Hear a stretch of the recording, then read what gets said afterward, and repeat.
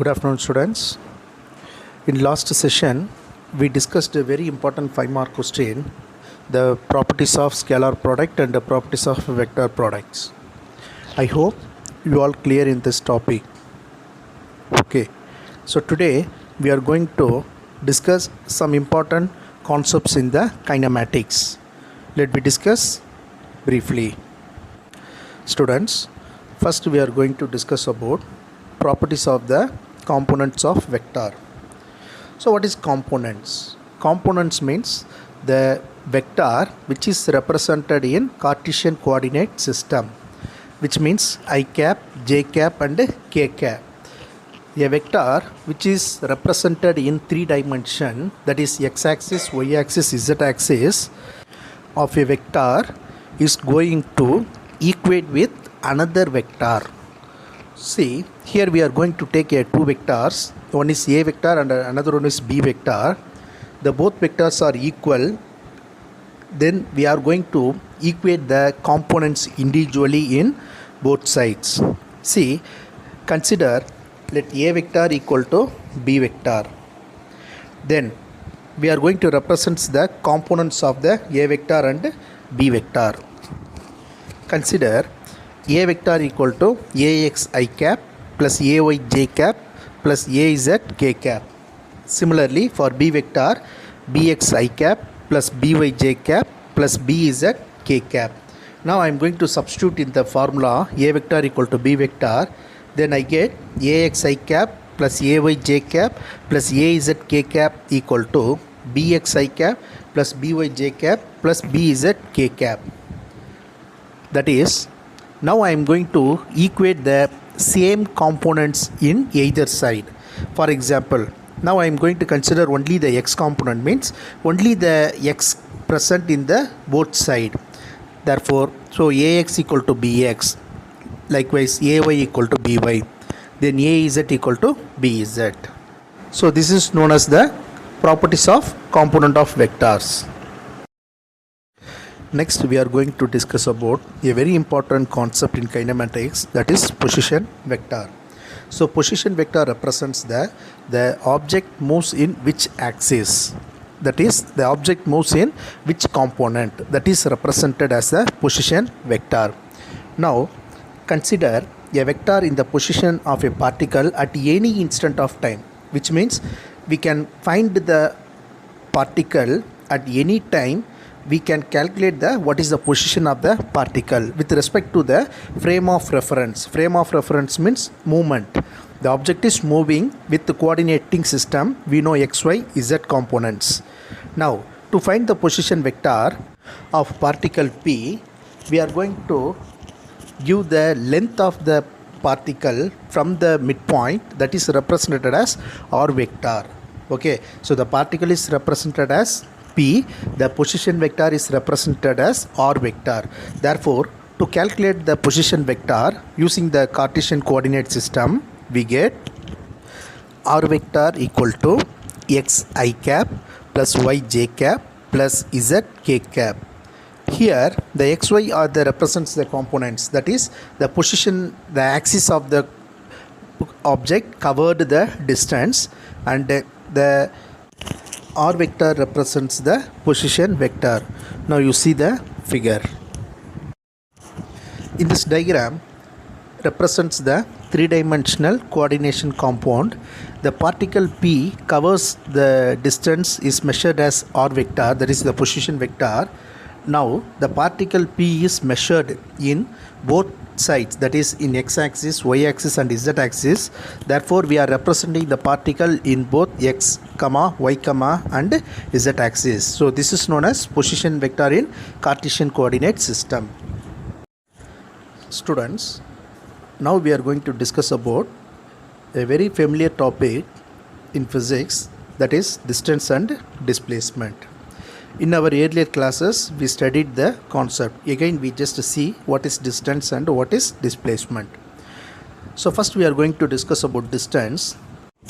The definition of the distance is the actual path traveled by an object is given the interval of time during the motion, which means the distance traveled by a moving object from one point to another point.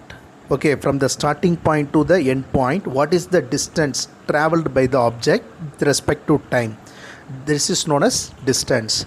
So it is a scalar quantity.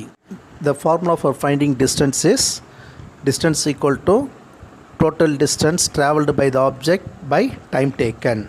Okay, so the unit of distance is meter per second. The second one, displacement. What is displacement? This is very important. The distance is a scalar quantity. The displacement is a vector quantity, which means the displacement mentioned both the magnitude and direction. See, first we see the definition of the displacement.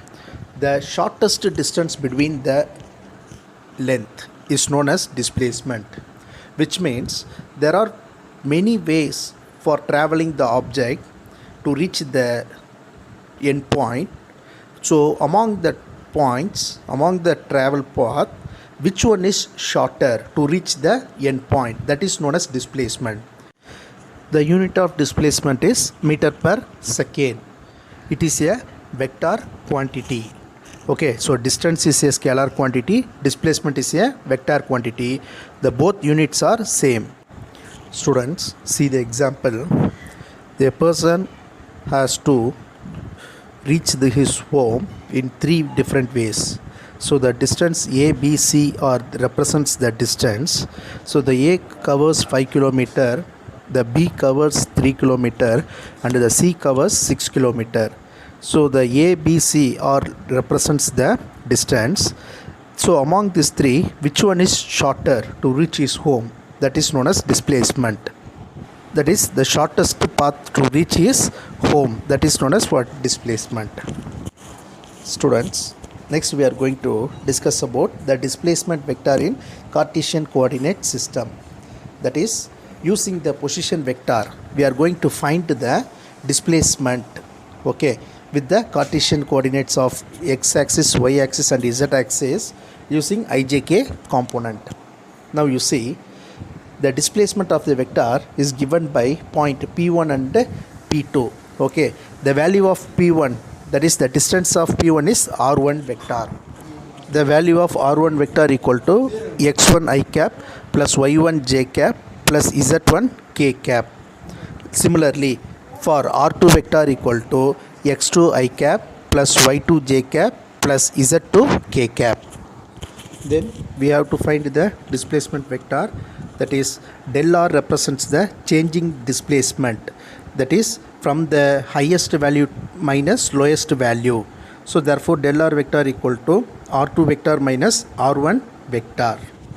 Del r means changing the value, changing means difference from the two vectors. Okay, from the two values, what is the difference among these two? That is known as del. Now we substitute the value and we get, so x2 minus x1 into I cap plus y2 minus y1 into j cap plus z2 minus z1 k cap. Okay, now you see the diagram related to the displacement.